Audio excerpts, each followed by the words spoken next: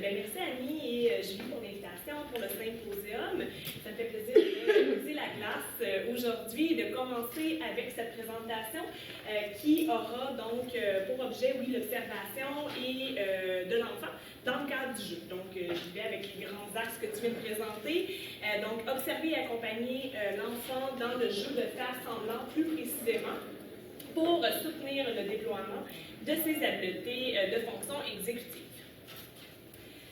Donc, pourquoi, en fait, est-ce qu'on devrait s'intéresser aux fonctions exécutives? Je vais vraiment prendre le temps d'asseoir, de parler de ce concept-là qui est maintenant présent dans le nouveau programme cycle à l'éducation préscolaire, donc qui est reconnu comme un vecteur, en fait, du développement global et des apprentissages de l'enfant.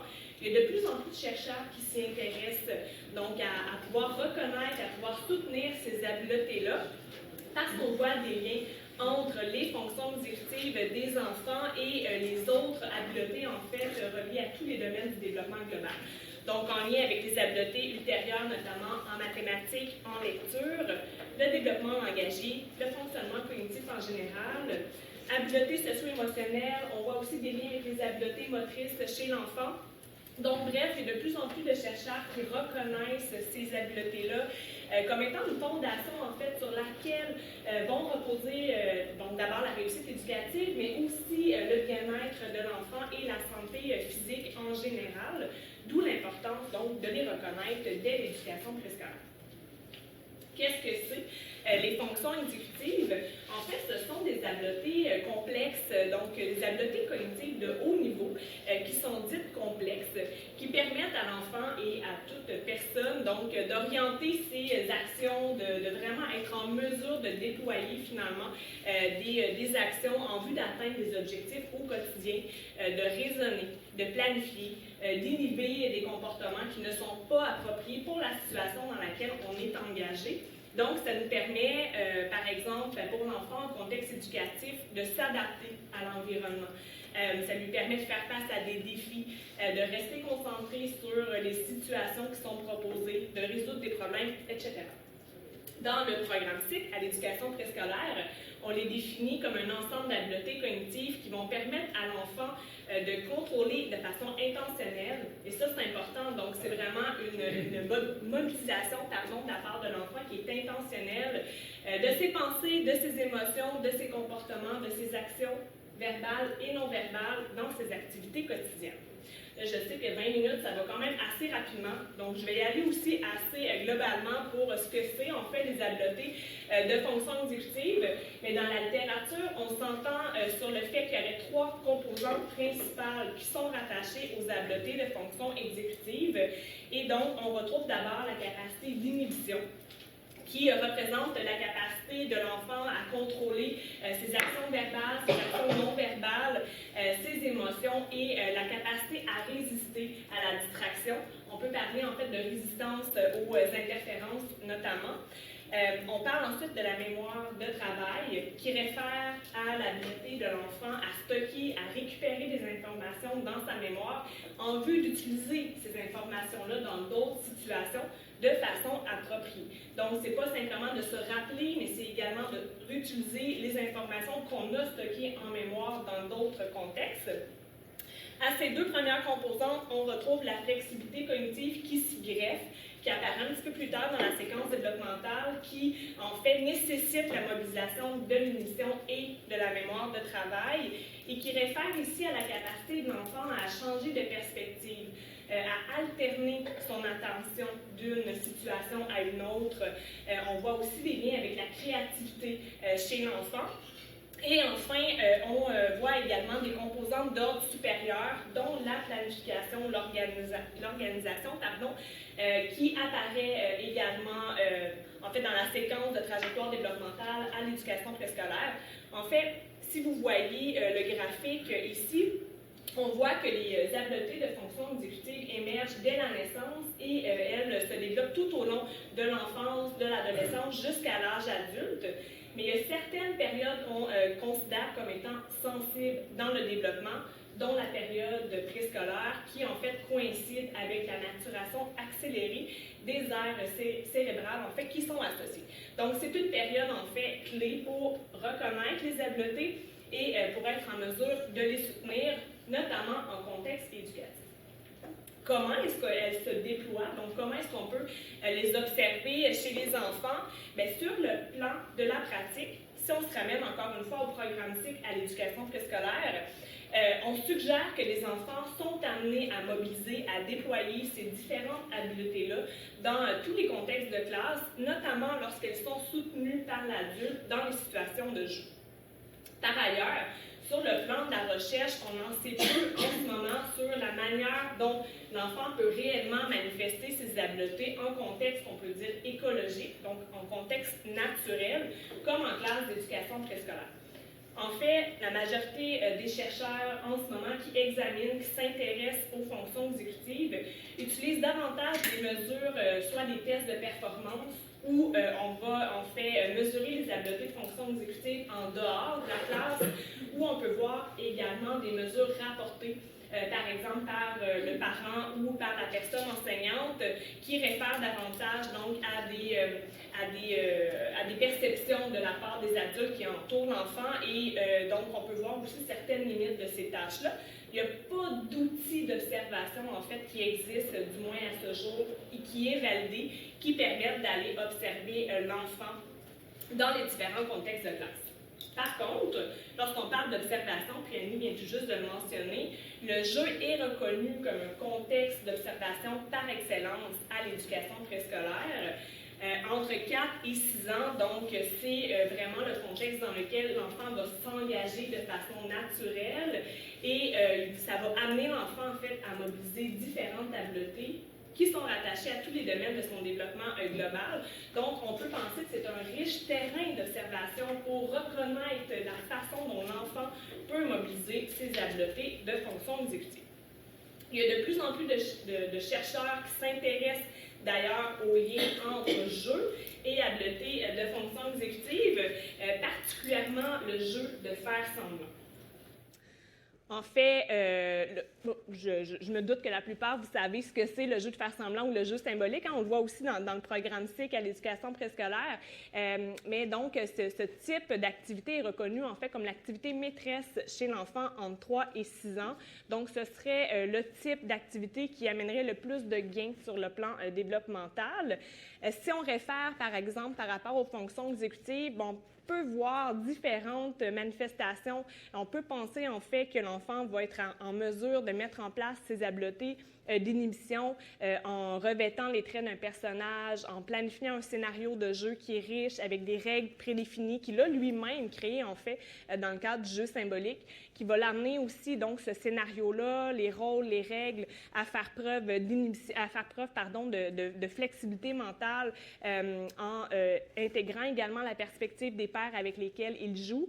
Ça va lui permettre aussi de mobiliser ses habiletés de mémoire de travail en référant justement à ses expériences antérieures pour définir un scénario de jeu. Si les chercheurs s'intéressent de plus en plus à ce lien-là entre le jeu, notamment le jeu de faire semblant, et les fonctions exécutives, bien, en ce moment, il y a quand même des limites qui sont rapportées dans les travaux. Donc, on ne peut pas en ce moment clamer réellement que c'est possible d'observer les fonctions exécutives, du moins sur le plan empirique, notamment par les défis sur le plan méthodologique, comme je le rapportais tout à l'heure. Donc, le fait qu'il n'y a pas de mesures d'observation qui ont été élaborées jusqu'à maintenant. Donc, l'objectif de la recherche ici, en fait, c'était de miser sur un outil d'observation systématique qui a été développé. Puis là, je vais faire juste une mini-parenthèse. Je vous présente des données sur un projet, en fait, d'une grille d'observation des fonctions exécutives qui a été créée dans un premier projet. C'est vraiment une séquence de trajectoire de recherche. Ça ici, c'est un projet FRQST qui m'a permis de créer une grille d'observation, et par la suite, elle a été validée sur le plan du contenu grâce en fait à la formation d'un comité de juges experts, et dans une autre collecte de données, qui n'est pas ce que je vous présente aujourd'hui, elle a été aussi validée sur le plan du construit. Mais là, on se ramène, en fait, je vous présente ces données-là avec la première version d'une grille qui m'a permis d'aller voir si on peut réellement observer les manifestations de fonctions exécutives, notamment dans le cadre de jeux de faire semblant, parce que tous les milieux qui ont participé dans le cadre de ce projet à cette étude, toutes les captations ont été réalisées dans ce contexte de jeu-là, dans des classes d'éducation préscolaire. Donc, en fait, c'était vraiment d'aller voir sur le plan empirique, sur le plan de la recherche, si c'est possible de vraiment observer des manifestations cognitives telles qu'elles sont définies dans les autres outils de mesure qui permettent donc d'aller examiner les fonctions exécutives avec une mesure observationnelle. Donc, il y a 160 enfants qui composaient l'échantillon. L'âge moyen, c'était 5 ans et demi, majoritairement dans les classes de maternelle 5 ans. Il y avait 12 classes, 2 de maternelle 4 ans, mais c'était vraiment principalement 5 ans. Et plus de la moitié des enfants étaient des garçons, donc c'était pratiquement moitié-moitié garçons-filles. Et donc, l'outil qui a été créé pour les fins de cette recherche, on le nomme en fait la grille d'observation des fonctions exécutives chez l'enfant de 3 à 6 ans, que je nomme affectueusement la GOF. C'est le meilleur acronyme que j'ai retrouvé pour l'instant. Si jamais vous avez des idées, je les prends. Donc, la grille d'observation des fonctions exécutives, suite à une recension exhaustive, en fait, des modèles sous-jacents, au concept donc des fonctions exécutives et une recension qui a permis en fait d'aller relever tous les outils qui existent pour les enfants âgés en fait entre 3 et 6 ans. Ça nous a permis de concevoir une grille qui est composée de 4 composantes, donc les 4 fonctions exécutives que je vous ai présentées tout à l'heure, et de 10 sous-composantes. Il y a une légère modification dans les grilles, dans la grille actuelle suite à la validation de construit, mais ça ne change rien vraiment sur ce qui est présenté ici en lien avec les formes d'inhibition, de flexibilité cognitive, de mémoire de travail et de planification et d'organisation. Donc, la procédure, en fait, cette grille d'observation-là mise sur une stratégie par intervalle. Donc, ça permet de capturer un moment précis dans le temps. Donc, ici, en lien avec le jeu de faire semblant. Puis, c'est important, à relever. Donc, c'est-à-dire, c'est vraiment une photo qu'on va prendre de la situation, de ce que l'enfant est en mesure de faire dans la situation qui est observée. C'est pas parce que l'enfant n'a pas manifesté des habiletés d'inhibition durant cette séance de captation que l'enfant n'a pas dans son coffre à outils des stratégies d'inhibition qu'il a développées. Donc, c'est vraiment d'essayer de comprendre les contextes dans lesquels l'enfant se trouve. Est-ce que ça lui permet, oui ou non, de déployer ses habiletés en lien avec les fonctions exécutives? Donc, c'est vraiment de viser les potentialités, en fait, développementales ou les occasions où l'enfant a justement pour mettre en place ses habiletés. Et ça permet d'attribuer un score moyen pour chaque composante des fonctions exécutives. Donc, pour ce faire, il y avait 30 minutes de captation vidéo qui étaient faits pour chacun des enfants, en fait. Et ensuite, c'était les 20 minutes mitoyennes qui étaient observées, qui étaient cotées pour chacun des 160 enfants qui ont participé à l'étude. Donc, c'est un cycle d'observation de 20 minutes suivi d'un cycle de cotation d'environ 10 minutes. Et le fait de filmer les captations et d'être en mesure de les regarder par la suite, a posteriori, bien, ça permet d'avoir une meilleure fidélité intra-juge parce que l'observateur peut reculer et avancer la vidéo pour mieux comprendre le niveau d'habileté qui est observé. Le niveau d'habileté varie du niveau faible à un niveau élevé. Donc, c'est-à-dire que dans certaines situations, on aura vu moins d'habileté, par exemple, en lien avec la mémoire de travail, et tandis que dans d'autres situations, on pourrait en voir davantage de manifestations et utiliser également de façon efficiente. Donc, c'est pas en termes de fréquence, mais c'est vraiment aussi en termes de qualité de ce qu'on a pu observer en lien avec la situation pour aller relever justement les indicateurs d'un niveau plus faible à un niveau plus élevé de manifestation. Je vous fais un petit exemple ici. Donc, ça, c'est, on va dire, le nom hypothétique de Madame, dans la classe de Madame Viviane. Un exemple d'observation qu'on a pu faire ici. Puis, j'ai essayé de trouver une captation où on voyait l'enseignante qui était engagée dans le jeu des enfants. Dans les 12 classes où est-ce qu'on est allé faire des observations, peu d'interventions, en fait, de la part de l'adulte ont été relevées. Donc, souvent, on voyait les enfants qui étaient en train de jouer avec les pères. Mais ici, dans cette situation-là, par exemple, c'était la thématique du restaurant. Donc, il y avait 3 petites filles qui étaient affairées dans le coin de jeu de faire semblant. L'une était la serveuse, l'autre était la cliente et la troisième était la cuisinière. Donc, c'était leur scénario qu'elles avaient entrepris ici. Sur l'image, on peut voir que l'enseignante, elle est attablée avec, en fait, une cliente à la table. On va la nommer Élie, donc la petite fille, puis ils sont en train de regarder des menus ensemble, menus du restaurant, et elle a fait quelques interventions dans le cadre de ce jeu-là. Par exemple, là, elle jouait vraiment le rôle de la co-joueuse. À un moment donné, elle dit, moi, je vais prendre un yogourt, des raisins et un œuf. Et là, elle demande à la petite fille qui joue le rôle de serveuse, avez-vous pris des notes? Parce que là, on peut voir est-ce que vous allez vous rappeler de ma commande. Donc, on peut voir ici une intervention qui peut aider, inviter l'enfant à utiliser sa mémoire notamment. À un autre moment donné, la serveuse vient pour prendre la commande et lorsqu'elle demande à l'enseignante ce qu'elle veut, la petite fille quitte la table. Et là, l'enseignante dit non, faut prendre la commande d'Élie également. Donc, dans la société en général, quand on est au restaurant, tu ne peux pas prendre la commande d'une seule personne à la table et partir. Il faut que tu attendes de prendre la commande de tous les gens qui sont autour de la table avant de partir. Donc, c'est le genre d'intervention qu'on a pu relever ici, mais en fait, on focalisait réellement notre regard sur les manifestations de l'enfant en lien avec les fonctions exécutives. Mais ici, ça permet de voir en fait que dans chacune des situations qui ont été observées, les enfants étaient amenés à déployer différentes tableautés de fonctions exécutives. Attendre le tour de parole, attendre justement, en fait, de contrôler ses actions, ses comportements en lien avec le scénario de jeu. Faire preuve de flexibilité, ça on l'a quand même aussi observé, prendre en compte les idées des autres pour faire évoluer le scénario de jeu. En fait, de façon générale, si on regarde les résultats pour l'ensemble des composantes qui ont été observées, on peut dénoter qu'il était possible d'observer les sous-composantes en lien avec les fonctions exécutives. Toutes les sous-composantes ont été observées en fait. L'inhibition, c'est celle qui a été la plus souvent manifestée et capacité de mémoire qui est aussi peut-être plus difficile sur le plan observationnel, justement, à relever, parce que souvent, c'est des manifestations verbales qui vont être relevées pour voir si l'enfant puise dans sa mémoire. Et la planification des actions également, qui était peu relevée. Donc, comme si l'enfant, au fur et à mesure que le scénario avançait, coordonnait ses actions, mais il n'y avait pas nécessairement une planification avant de s'investir dans le jeu qui avait été observée en lien avec les situations qui ont été captées.